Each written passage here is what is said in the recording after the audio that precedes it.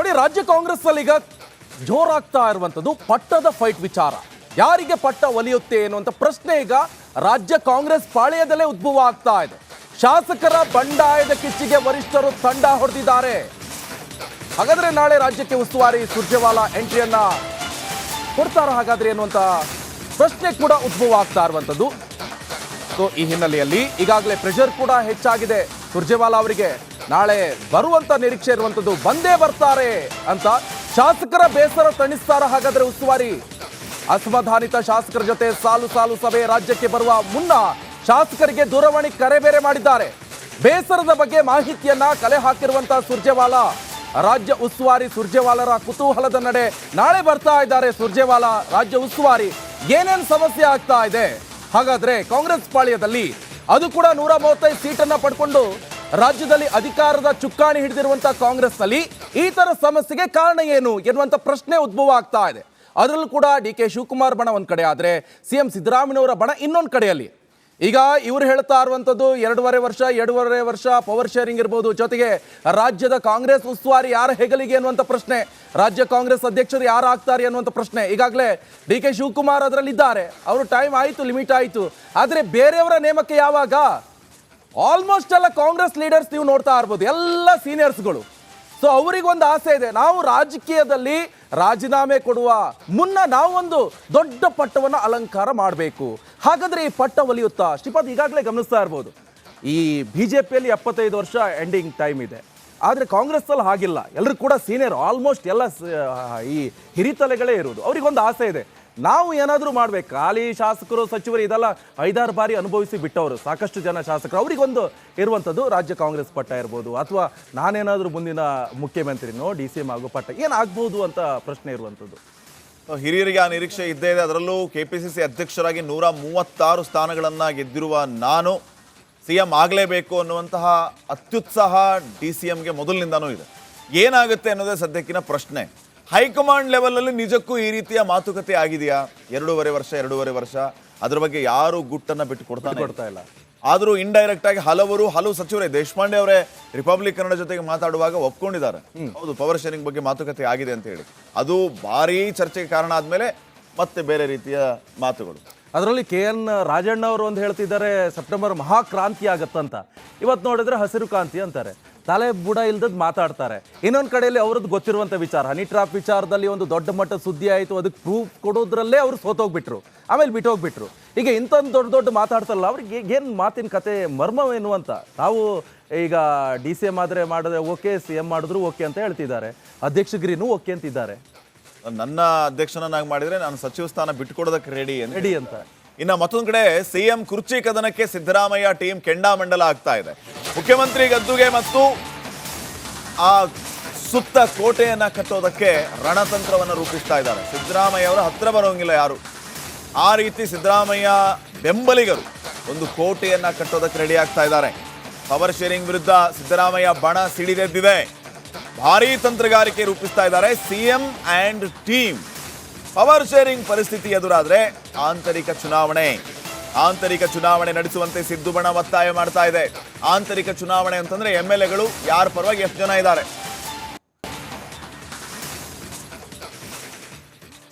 ನೋಡಿ, ಈಗಾಗಲೇ ಈ ಜಾರಕಿಹೊಳಿ ಅಂಡ್ ಟೀಮ್ ಹೈಕಮಾಂಡ್ಗೆ ಒಂದು ಸ್ಪಷ್ಟ ಸಂದೇಶ ಕೊಟ್ಬಿಟ್ಟಿದೆ ಅಂತೆ. ಅವಾಗ ಈ ಚರ್ಚೆ ಆಗುತ್ತೆ. ಸಿದ್ದರಾಮಯ್ಯ ಅವರು CM ಆಗಿ ಮುಂದುವರೆದ್ರೆ ನಮ್ಮ ಯಾವ ತಕರಾರು ಇಲ್ಲ.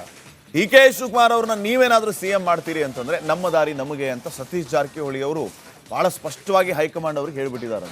ಅದಕ್ಕೆ ಮಧ್ಯದಲ್ಲಿ ನೋಡಿ, ಜಾರಕಿಹೊಳಿ ಅಣ್ಣ ನಮ್ಮ CM, ಜಾರಕಿಹೊಳಿ ಅಣ್ಣ ನಮ್ಮ CM ಅಂತ ಹೇಳಿ ಕೂಗು ಕೇಳಿ ಬರ್ತಾ ಇರುತ್ತೆ. 2028ಕ್ಕೆ ನೋಡೋಣ್ರಿ, ಈಗ ಸದ್ಯ ಖಾಲಿ ಇಲ್ಲ ಅಂತ ಅವ್ರು ಹೇಳ್ತಿರ್ತಾರೆ. ಅದರ ಅರ್ಥ ಸಿದ್ದರಾಮಯ್ಯ ಅವರು ಮುಂದುವರಿತಾರೆ. ಡಿ.ಕೆ. ಶಿವಕುಮಾರ್ ಬಂದ್ರೆ ನಮ್ಮ ದಾರಿ ನಮಗೆ. ಇದು ಕೇವಲ ಅವರು ಮಾತ್ರ ಹೇಳೋದಲ್ಲ, ಹೈಕಮಾಂಡ್ಗೂ ಆ ರೀತಿಯ ಸಂದೇಶವನ್ನು ಕೊಟ್ಬಿಟ್ಟಿದ್ದಾರಂತೆ. ಜಮೀರ್ ಅಹಮದ್, ರಾಜಣ್ಣ, ಈ ಕಡೆ ಜಾರಕಿಹೊಳಿ, ಇವ್ರದೊಂದು ಕೋಟೆ ಇದೆ.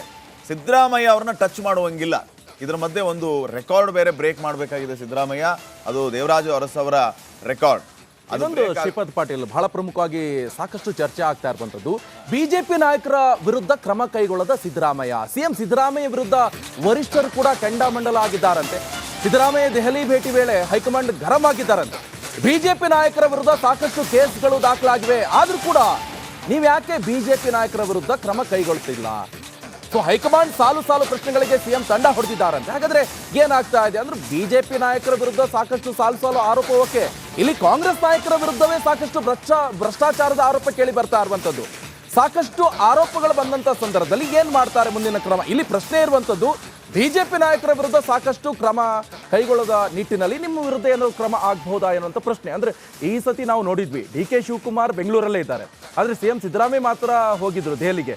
ಅದಕ್ಕೂ ಹಿಂದಿನ ಬಾರಿ ಇಬ್ರು ಹೋಗಿದ್ರು. ಹಾಗಾದ್ರೆ ಈ ಮರ್ಮ ಏನು ಅಂತ?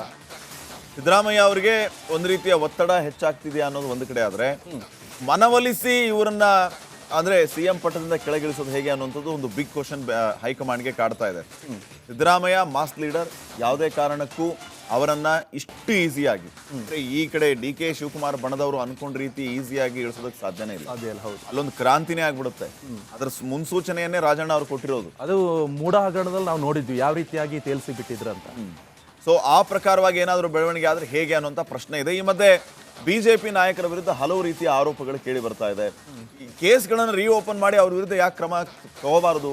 ನಿಮಗೆ ಈಗ ಅವಕಾಶ ಇದೆ, ರಾಜಕೀಯವಾಗಿ ಅವ್ರನ್ನ ಕಟ್ಟಿ ಹಾಕಿ ಅವ್ರನ್ನ ಮೆತ್ತಗೆ ಮಾಡಿ ಅಂತ ಇಡೀ ದಾಳಿ ಆಗ್ತಾ ಇದೆ ಕಾಂಗ್ರೆಸ್ ನಾಯಕರ ಮೇಲೆ. ಮೊನ್ನೆ ಬಳ್ಳಾರಿಯ whole and sole MLA MP ಗಳ ಮೇಲೆ ಆಯ್ತಲ್ಲ ಕಾಂಗ್ರೆಸ್ ಅವರು.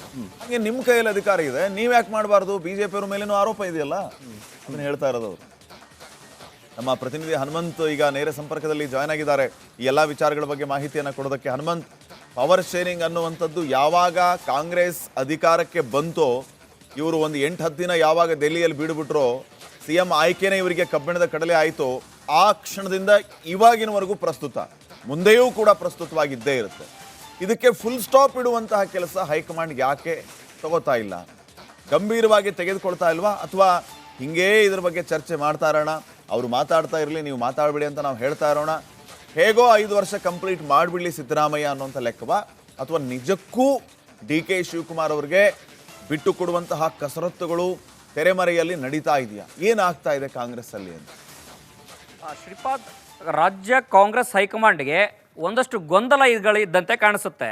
ಯಾಕೆ ಅಂತ ಹೇಳಿದ್ರೆ CM ಸಿದ್ದರಾಮಯ್ಯ ಅವ್ರನ್ನ ವಿಶ್ವಾಸದಲ್ಲಿ ಇಟ್ಕೊಂಡು ನಾವೇನಾದರೂ ಮುನ್ನಡಿಲಿಲ್ಲ ಅಂತಂದು ಹೇಳಿದ್ರೆ, ಹೇಗೆ ನಿಜಲಿಂಗಪ್ಪ ಅವರ ಪ್ರಕರಣದಲ್ಲಿ ಘಟನೆಯಲ್ಲಿ ಆಗಿರ್ಬೋದು, ಹಾಗೆಯೇ ಹಿಂದೆ ಕೆಲವೊಂದು ಇತಿಹಾಸಗಳು ಕಾಂಗ್ರೆಸ್ನಲ್ಲಿರುವಂಥ ಕಾರಣಕ್ಕಾಗಿ ಮಾಸ್ ಲೀಡರ್ಗಳನ್ನು ಏಕಾಏಕಿಯಾಗಿ ಇಳಿಸಿದಂಥ ಸಂದರ್ಭದಲ್ಲಿ ಬಹುದೊಡ್ಡ ಸಮುದಾಯದ ಮತ ಬ್ಯಾಂಕ್ಗೆ ಕಾಂಗ್ರೆಸ್ನಿಂದ ದೂರ ಆಯಿತು.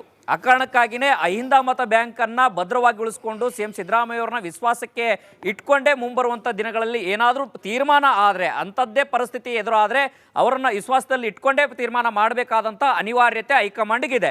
ಮತ್ತೊಂದು ಕಡೆ ರಾಜಕಾರಣದಲ್ಲಾಗಿರ್ಬೋದು ಎಲ್ಲವೂ ಸಾಧ್ಯ, ಎಲ್ಲವೂ ಅಸಾಧ್ಯ. ಮತ್ತು ಇವತ್ತಿನಿಂದ ಗೆದ್ದಂಥ ಶಾಸಕರಾಗಿರ್ಬೋದು, ಹಿರಿಯ ಶಾಸಕರಾಗಿರ್ಬೋದು, ರಾಜಕಾರಣಿಗಳ ಹೇಳುವಂಥ ಮಾತೇನಂತಂದು ಹೇಳಿದ್ರೆ, ಯಾರೂ ಕೂಡ ಸನ್ಯಾಸಿಗಳಲ್ಲ, ನಾವು ರಾಜಕಾರಣ ಮಾಡಲಿಕ್ಕೆ ಬಂದಿದ್ದೀವಿ ಅನ್ನೋಂಥ ಮಾತುಗಳನ್ನು ಭಾಳ ಸ್ಪಷ್ಟವಾಗಿ ಹೇಳ್ತಾರೆ. ಅದೇ ರೀತಿಯಾಗಿ DK ಶಿವಕುಮಾರ್ ಬಣದಲ್ಲಿ ಗುರುತಿಸಿಕೊಂಡಿರುವಂಥ ನಾಯಕರು ಮತ್ತು CM ಸಿದ್ದರಾಮಯ್ಯ ಅವರ ಬಣದಲ್ಲಿ ಗುರುತಿಸಿಕೊಂಡಿರುವಂಥ ನಾಯಕರು ತಮ್ಮದೇ ಆದಂಥ ವ್ಯವಸ್ಥೆಗಳನ್ನು ಭಾಳ ಸಂಪೂರ್ಣವಾಗಿ ಮಾಡ್ಕೊಳ್ತಾ ಇದ್ದಾರಂಥದ್ದು. ಹೈಕಮಾಂಡ್ ಯಾವಾಗ ಈ ಗಲಾಟೆಗಳು ನೇರವಾಗಿ ಬಹಿರಂಗವಾಗಿ ಆಗುತ್ತೆ, ಆ ಒಂದು ಸಂದರ್ಭದಲ್ಲಿ ಹೈಕಮಾಂಡ್ ಮಧ್ಯಪ್ರವೇಶ ಮಾಡಿ ಒಂದಷ್ಟು ಮದ್ದು ಹರಿಯುವಂಥ ಕೆಲಸವನ್ನು ಮಾಡುತ್ತೆ. ಅದಾದ ನಂತರದಲ್ಲಿ ಮತ್ತೆ ಈಗ ಕಾಳಗ ಮುಂದುವರಿಯುತ್ತೆ.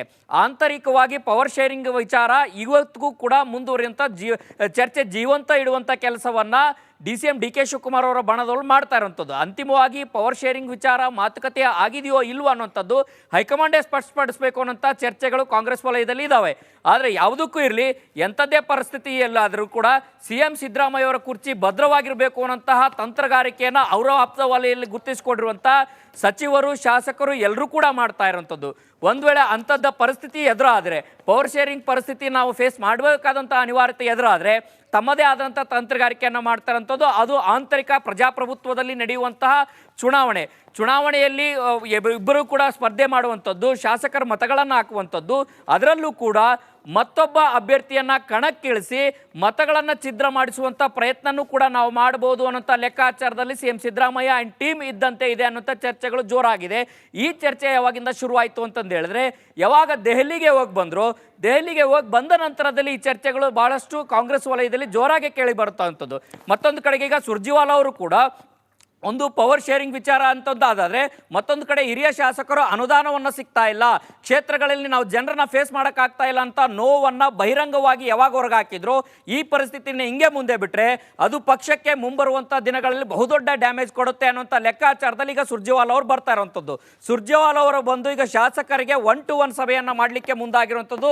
ಈ ಒಂದು ಸಂದರ್ಭದಲ್ಲಿ ಸಹಜವಾಗಿ ಶಾಸಕರ ಅಸಮಾಧಾನ ಏನಿದೆ ಅದನ್ನು ತಣಿಸುವಂಥ ಪ್ರಯತ್ನವನ್ನು ಮಾಡಬಹುದು.